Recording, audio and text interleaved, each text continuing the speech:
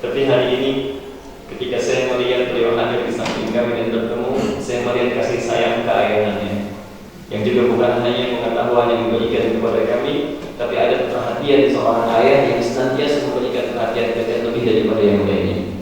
Maka tidak ada kata lain bagi saya ketika beliau menyampaikan mohon bisa silaturahim, saya tidak punya alasan untuk menolak. Karena beliau adalah guru yang pernah mengajar, ayah yang pernah memperhatikan saat ayah kami wafat, dan dengan itu saya sampaikan jazakumullah khairan katsiran. Hari ini saya tidak akan mengajar, tapi hanya akan menyampaikan apa yang pernah guru saya sampaikan di masa lalu. Jadi kalau ada kebaikan-kebaikan setiap forumnya saat ini, saya bermohon kepada Allah Subhanahu wa Ta'ala, semoga setiap kata dan forum yang saya sampaikan bermanfaat, ada pahala yang mengalir untuk guru saya tercinta insyaallah.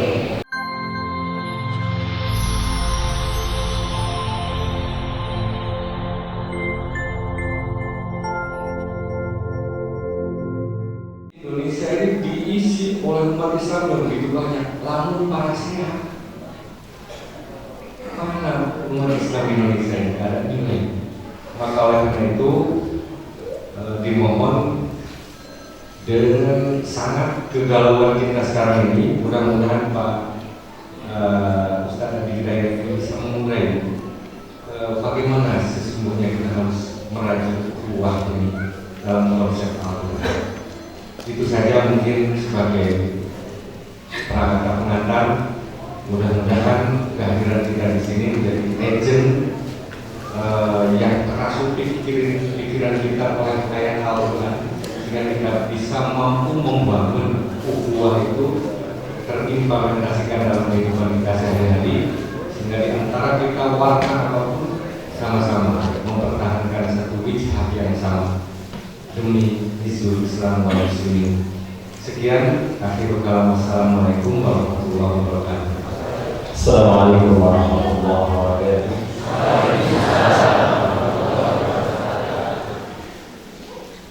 Alhamdulillah wa kafa. Alladhi bi ni'matihi tatimmu al-ukhuwah al-islamiyyah fa asbahna bi ni'matihi ikhwana. والصلاة والسلام على رسول الله المصطفى الذي بفضله آخى بين المهاجرين والأنصار فيؤثرون على أنفسهم ولو كان بهم خصاصة. اللهم صل وسلم وبارك على رسولك الكريم نبيك الأمين محمد وعلى آله وصحبه وأمته إلى يوم الدين. صلوا وسلموا عليه تسليما صلى الله عليه وسلم. أما بعد فيا عباد الله، أوصي نفسي وإياكم بتقوى الله فقد فاز المتقون فلا تموتن إلا وأنتم مسلمون. فقال يا أيها الذين آمنوا اتقوا الله حق تقاته ولا تموتن إلا وأنتم مسلمون. وقال يا أيها الناس اتقوا ربكم الذي خلقكم من نفس واحدة وخلق منها زوجها وبث منهما رجالا كثيرا ونساء واتقوا الله الذي تساءلون به والأرحام إن الله كان عليكم رقيبا. Hadirin sekalian yang tanpa kecuali insyaallah dimuliakan oleh Allah Subhanahu wa Ta'ala, dan kemuliaan ini tidak hanya cukup disampaikan lewat lisan, tapi harus dituangkan dalam bentuk keterangan Nabi Sallallahu Alaihi Wasallam yang disebutkan dalam hadis riwayat Ibnu Majah nomor hadis 233, riwayat sahabat Abu Darda radhiyallahu taala anhu. Nabi memuliakan, khusus mengistimewakan para penuntut ilmu lebih daripada hamba-hamba yang lainnya. Maka beliau menyampaikan, qala man salaka tariqan yaltamisu fihi 'ilman sahhalallahu lahu tariqan ila al-jannah.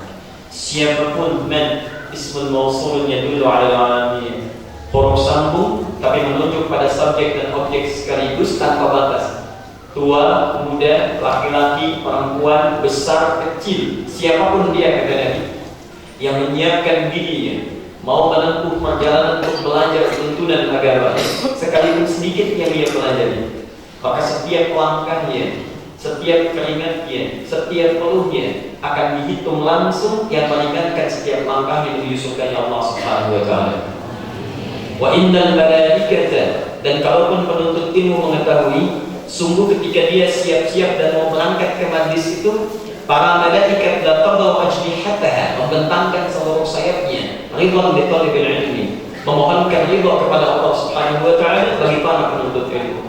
Masya Allah Bapak Ibu sekalian, di antara sekian hamba Allah yang tengah beraktivitas di hari Sabtu, umumnya sudah libur, ada sementara kemacetan mengejar dunia, Bapak Ibu sekalianlah yang dipilih oleh Allah Subhanahu wa taala. Diingatkan langkahnya, dilembutkan hatinya untuk mau berkumpul di pagi ini mempelajari sebagian dari tuntunan agama kita. Saya hanya bisa bermohon kepada Allah Subhanahu wa taala, semoga siapapun yang hadir di majlis ini masuk dalam ketentuan sabda Nabi sallallahu alaihi wasallam tadi insyaallah. Hari Senin 27 November malam jam 9:45 di Hotel As-Safwan, kami Masya Allah mendapatkan rezeki dari Allah Subhanahu wa taala bertemu dengan gurunda kami tercinta Ustaz Atas Murnia, yang setidaknya perjumpaan itu berlangsung kurang lebih setelah 20 tahun kami bertemu. Ketika melihat pertama kali wajahnya, Masya Allah, yang terbayang di benak saya keikhlasan beliau mengajar, keikhlasan beliau mendidik, sehingga ketika melihat wajahnya, ciri guru yang ikhlas adalah semua materi yang disampaikan masih tertanam di benak anak didiknya. Beliau mengajar kami dulu tajwid dan nahwu. Waktunya hari Rabu. Jadi yang nahwu disampaikan pagi jam 8, yang tajwid disampaikan sore jam 4. Kadang-kadang waktunya ditukar. Itu begitu lihat wajahnya, yang terpayang di benak saya tajwid, Pak. Betul. Kami belajar dulu kitabnya Hidayatul Mustafid fi Ilmi Tajwid, warnanya hijau. Itu begitu saya lihat wajahnya, halaman pertama terpayang.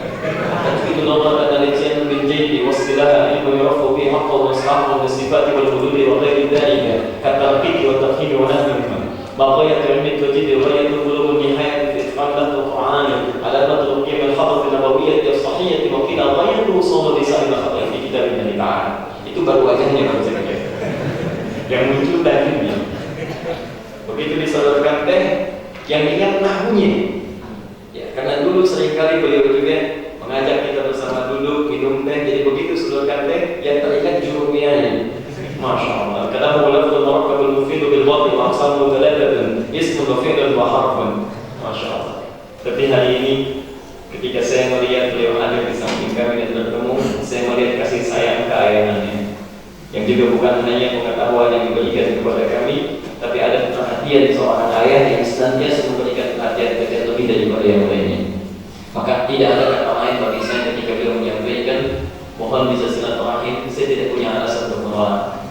Karena beliau adalah guru yang pernah mengajar, ayah yang pernah memperhatikan saat ayah kami wafat, dan dengan itu saya sampaikan jazakumullah khairan katsiran. Hari ini saya tidak akan mengajar, tapi hanya akan menyampaikan apa yang pernah guru saya sampaikan di masa lalu. Jadi kalau ada kebaikan-kebaikan setiap forumnya saat ini, saya bermohon kepada Allah Subhanahu wa taala, semoga setiap kata dan forum yang saya sampaikan bermanfaat, ada pahala yang mengalir untuk guru saya tercinta insyaallah. Baik, sampai jam berapa nanti kita? Saya harus bisa mengatur waktu dulu ya. Silakan ibu sampai jam 12 ya. Saya setengah 9 pamit ya. Saya jam 10 harus ada negara. Jadi, ukhuwah zaman now. Kita coba turunkan dulu apa itu ukhuwah. Kita gali konsepnya lewat Al-Quran dan Sunnah. Setelah itu baru kita ambil pengertiannya dan kita praktekkan di zaman kita sekarang. Ukhuwah secara bahasa itu artinya persaudaraan yang diakarkan pada bapak yang sama. Karena kata ukhuwah turunannya nanti ada kata untuk laki-laki, panggilannya akhi, saudara saya. Untuk perempuan, ukhti, saudari saya. Jamaknya disebut dengan akhwat, laki-lakinya disebut dengan ikhwan. Kalau gabungan laki-laki dan perempuan disebut dengan ikhwah. hubungannya disebut dengan ukhuwah. Di ukhuwah itu asal katanya persaudaraan yang didasarkan pada hubungan satu bapak yang sama. Karena itulah Al-Quran ketika memperkenalkan hubungan persaudaraan ini, maka dibuka ayatnya menampilkan ayahanda kita yang sama. Quran surah keempat An-Nisa ayat yang pertama. Ya ayyuhan nas, hei manusia. Perhatikan dulu Pak, ketika Allah membuka ayat ukhuwah yang disebutkan bukan kalimat muslimnya, bukan imannya, tapi kalimat manusia. Seakan-akan ingin memberikan gambaran semua manusia akan berasal dari sumber yang sama. Dan yang disebutkan nas, karena kalimat manusia di Quran disebutkan setidaknya dengan 5 nama. Kadang disebut dengan bashar, 35 kali disebutkan dalam Al-Quran. Jadi ketika disebutkan pertama kali manusia dicipta, kalimat pertama yang disebutkan bashar, makhluk yang menggabungkan antara sifat takwa dan nafsu, namanya bashar. Quran surah 15 ayat 28. Wa in qala rabbuka lil malaikati inni khaliqun bashar. Nama pertama. Baik ketika jadi disandingkan dengan jin, berubah nama dari bashar jadi ins. Ins disebutkan ini bersanding dengan jin. Setiap ada ins ada jinnya. Quran surah ke-51 ayat 56, paling kanan agak sedikit ke atas. Di ins dari kata al-unsu, sesuatu yang halus, lembut, tampak. Makanya lawannya langsung ditampilkan dengan jin. Jin sesuatu yang tidak tampak. Jadi kalau manusia tampak, jin tidak tampak, Pak. Makanya fitrah jin itu tersembunyi. Tersembunyi, tidak ada yang tampak. Karena itu kalau ada jin melakukan penampakan, itu sedang jin yang sedang kurang sehat. Tidak. Dan yang paling tidak sehat adalah manusia-manusia yang cari-cari penampakan jin. Jadi kalau ada orang mencari jin datang ke Garut, itu manusia sedang kurang sehat. Karena fitrah jin itu tersembunyi, bukan muncul. Makanya ketika dia muncul, maka yang muncul fitrahnya beda dengan manusia. Manusia lembut, dia kasar. Ada orang kemasukan jin, gak ada yang lembut, Bu. Dan Pak di atas, abdi pada miringan pengawasan. Sedang kemasukan jin, mustahil. Jika orang kemasukan jin, kalau lisannya tidak mengacau, itu pasti tindakannya mengacau. Karena keluar dari fitrah. Kita tidak. Kita disebut dengan ins, sesuatu yang tampak, kelihatan. Jin tersembunyi, manusia lahir langsung tampak wujudnya. Tidak ada manusia lahir, mana bayinya? Tidak tersembunyi, tidak kelihatan, mustahil. Tampak. Jin kasar, manusia lembut. Makanya kalau ada manusia yang kasar, itu artinya sedang keluar dari fitrahnya. Karena fitrah kelahirannya lembut. Saking lembutnya begitu lahir, maaf ibu dan bapak sekalian, dari rahim perempuan manapun terlahir, ketika terlihat oleh orang sekitarnya, pasti sikap kelembutan yang diperhatikan kepadanya. Ingin gendong, ingin cium, karena ada aura kelembutan di dalamnya. Dan yang ketiga, sikap tampaknya menghadirkan harmoni dalam kehidupan. Datang kelihatan, di majlis kelihatan, sapa kelihatan. Makanya kalau ibu melihat ada manusia suka sembunyi-sembunyi, itu sama dengan suami datang ke rumah ada pintu depan, sembunyi-sembunyi lewat pintu belakang. Berarti suami ibu sama dengan kan saya bilang Pak ya, sama dengan sedang keluar dari fitrahnya. Karena fitrahnya tampak. Kenapa dia tersembunyi? Itu ins namanya. Kalau digabungkan totalitas semua fungsi kehidupannya disebut dengan insan. Insan disebutkan 65 kali dalam Al-Quran, di 63 ayat, di 43 surah berbeda. Bahkan ada surah ke-76 disebut dengan nama kita Al-Insan. Hal ata 'alal insan. Kalau diurutkan keseluruhannya, digabungkan jadi bentuk manusia keseluruhan tanpa kecuali. Semuanya, mau besar, mau kecil, laki-laki, perempuan yang berkomunitas kumpul, maka keseluruhannya disebut dengan nas. An-nas 241 kali disebutkan dalam Al-Quran. Dan kalau ini diurutkan semua nasabnya sampai dengan ke Nabi Adam alaihissalam, semua anak manusia ini, maka kalimat yang berubah menjadi Bani Adam. Bani Adam 7 kali disebutkan dalam Al-Quran. Ya Bani Adam khudhu zinatakum 'inda kulli masjid. Quran surah 7 ayat 31. Bani Adam. Sekarang perhatikan. Ketika Allah menyebutkan kita mesti menjadi ukhuwah yang baik sebagai manusia, kalimat yang bukan disebutkan bashar, tidak disebutkan ins secara personal, tidak disebutkan insan juga secara personal, tapi nas. Ya ayyuhan nas, hei manusia. ya ayyuhan nas taqu rabbakum alladzi khalaqakum min nafsin wahidah wa khalaqa minha zawjaha. Hei semua manusia, bertakwalah kalian kepada Allah. Saya telah ciptakan kalian dari sumber yang satu. Perhatikan, sumber yang satu, Adam dan pasangannya Sayyidah Hawa. Wa khalaqa minha zawjaha wa batha minhuma rijalan katsiran wa nisaa. Dari Adam dan Hawa inilah lahir generasi-generasi, jenisnya adalah laki-laki dan perempuan. Perhatikan, ketika Al-Quran membuka kalimat ukhuwah, disandingkan kita dengan bapak yang sama, Adam alaihissalam. Karena itulah ketika nikmat ini diberikan, Allah sampaikan Quran surah ke-3 Al-Imran ayat 103 paling kanan di pertengahan. Fa asbahtum bi ni'matihi ikhwana. Maka dengan nikmat Allah Subhanahu wa taala jadilah kalian ikhwan, jadi bersaudara. Apa di antara nikmat Allah? Menjadikan Adam dan Hawa turun ke bumi, kemudian berkeluarga, dengan kekeluargaan itu lahir kita semua. Jadi kalau kita bicara ukhuwah, konsep Quran sudah mengatakan sepanjang jadi manusia itu pasti punya nilai ukhuwah dalam kehidupan. Makanya semua orang-orang Arab pada dahulu itu punya nasab-nasab yang dihafalkan itu pada kalangan ayahnya untuk menunjukkan jurusan-jurusan ukhuwah yang besar. Dan di antara mukjizat Nabi Muhammad SAW adalah di antara satu-satunya Nabi yang saat terlahir ayahnya sudah tidak ada, tapi nasab ukhuwah menjelas sampai Nabi Adam alaihissalam. Muhammad bin Abdullah bin Abdul Muttalib bin Hashim bin Abdul Manaf bin Qusay bin Murrah bin Kilab bin Ka'ab bin Ghalib bin Fihr bin Malik bin Nadra bin Kinana bin Khuzaimah bin Mudrika bin Ilyas alaihissalam bin Niza bin Mudar bin Ma'ad bin Adnan bin Abdi bin Adi bin Muqawwam bin Nahur bin Tarikh bin Ya'qub bin Yasjud bin Nabi bin Ismail alaihissalam bin Ibrahim alaihissalam bin Azar atau bin Nahur bin Abid bin Kinan bin Al-Fakhshah bin Sam bin Nuh alaihissalam bin Mihdayl bin Matushara bin Kinan bin Alwas bin Tif bin Adam alaihissalam. Jelas. Karena itulah ketika beliau diberikan wahyu oleh Allah Subhanahu wa taala, nasab wahyu diurutkan sampai Nabi Nuh alaihissalam. Karena Nabi Adam itu bukan rasul. Ingat, Adam bukan rasul. Adam Nabi atau Rasul? Yang Nabi silakan katakan. Bapak Nabi. Ada Nabi di kamar. Ibu Bupati hati-hati ini. Luar biasa. Saya hampir sebulan sekali diskusi sama MUI Jawa Barat itu Ustaz. Itu hampir sebulan sekali. Ada Nabi-nya. Iya.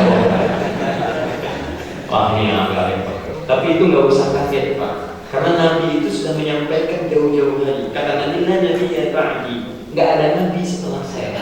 Kata para ulama hadis, kalimat la Nabi ya ba'di bukan hanya untuk menafikan kenabian yang lain, tapi menyampaikan pesan nanti di masa datang akan ada yang mengaku Nabi. Kalau ada yang seperti itu langsung katakan nggak ada Nabi setelah saya, nggak ada Nabi setelah Nabi Muhammad SAW. Ini sebetulnya nggak usah buang-buang energi. Cuma umat zaman now ini punya penyakit yang agak rumit. Penyakitnya cepat kaget, gampang kagum. Cepat kaget, gampang kagum. Ada mall baru, kaget. Belanja kan gampang kagum aja, ke situ balik lagi. Sama kalau nanti baru, setiap masa selalu ada yang ngaku. Gak aneh Pak. Makanya kalau ada yang ngaku sekarang telat. Sampaikan kamu telat. Dulu sudah ada Musailama al-Kadzdzab, ada macam-macam. Cuma kali ini setiap ada yang ngaku, ada pengikutnya. Itu yang aneh. Dulu Angkem, pelatih bulu tangkis Pak, ngaku Nabi, ditangkap polisi, hukum 2 tahun. Saat diinterogasi ditanya, kenapa anda ngaku Nabi? Saya ke Bogor Pak, dapat wahyu. Orang ke Bogor dapat alas, dia dapat wahyu. Saya ke Bogor dapat wahyu, tangkap. Itu selesai. Bandung, tukang cukur anda bayarkan. Ngaku Nabi, tangkap lagi. Jakarta nggak mau ketinggalan. Bandung, Bogor, Nabi. Jakarta, malaikat. Betul, LP kemarin minta izin pada Bogor membatalkan malaikat Jibril di Monas. Maka polisi dihukum 5 tahun. Polisi kita jangankan teroris, malaikat ditangkap.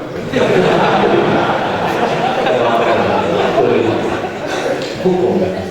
Baik, mana tadi Nabi? Biasa, karena pelawitannya. Jadi Adam bukan rasul Nabi. Bedanya kalau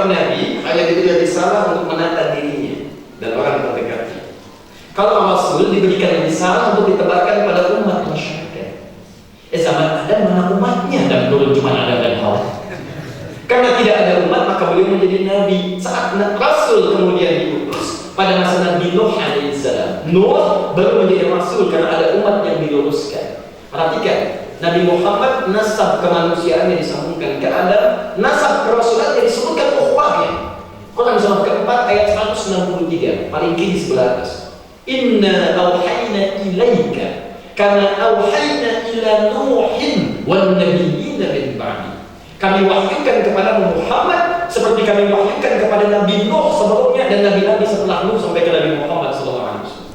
Jadi Anda bayangkan, Nabi Muhammad itu seorang Nabi, Rasul, bukan cuma Nabi dan Rasul, tapi Nabi satu-satu dan Rasul satu-satunya. Maaf, yang sebelum wafat langsung turun satu surah menjamin surganya. Inna a'tainakal kautsar. Muhammad, kami telah siapkan untukmu, kami anugerahkan untukmu kenikmatan terbesar di surga. Belum wafat, jaminan surga sudah ada. Maksumun, dijaga oleh Allah Subhanahu wa taala dari maksiat. Nabi yang dijaga dari kesalahan, dijamin surganya, dekat dengan Allah Subhanahu wa taala. Dipuji langsung turun ayatnya, wa innaka la'ala khuluqin 'azim. Kamu itu rasul yang paling mulia akhlaknya. Kemudian teman-teman sekalian, perhatikan baik-baik, ayat surganya turun. Tidak ada hisab bagi beliau. Surganya tingkat yang paling tinggi. Tapi maaf, beliau masih punya nasab persaudaraan. Menjalin persaudaraan, mempersaudarakan yang lain. Maaf, dengan rasul yang lain bersaudara, dengan manusia lain bersaudara, menjalin persaudaraan. Bahkan di lisan Sayyidah Khadijah radhiyallahu ta'ala anha, buka kitab Sahih Al-Bukhari, ya jilid yang pertama, nomor yang keempat sampai kelima, posisi paling kanan sebelah bawah sampai kiri paling atas. Hadis dari Jabir bin Abdullah radhiyallahu ta'ala anhuma, ketika menyampaikan Nabi turun mendapatkan wahyu surah Al-Mudaththir itu terjadi suasana yang luar biasa. Sampai kesaksian ukhuwah disebutkan di lisan Sayyidah Khadijah radhiyallahu ta'ala anha. Saya kisahkan sebentar. Di saat Nabi naik ke Gua Hira, ini sangat boleh berikan masukan Ustaz. Mohon maaf ini. Anak-anak kita kalau ditanya, termasuk bapak dan ibu, di mana Nabi menerima wahyu? Gak apa-apa. Benar nggak dapat hadiah, salah tidak dapat dosa.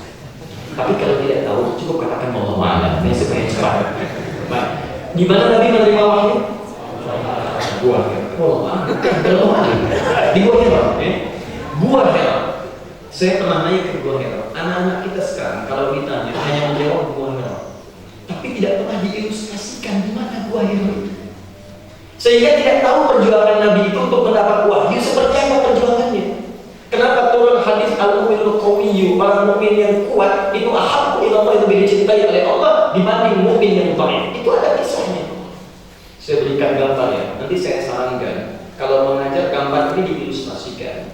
Atau saya bermohon pada Allah Subhanahu wa taala semoga yang belum hadir di umrah insyaallah disegerakan untuk hadir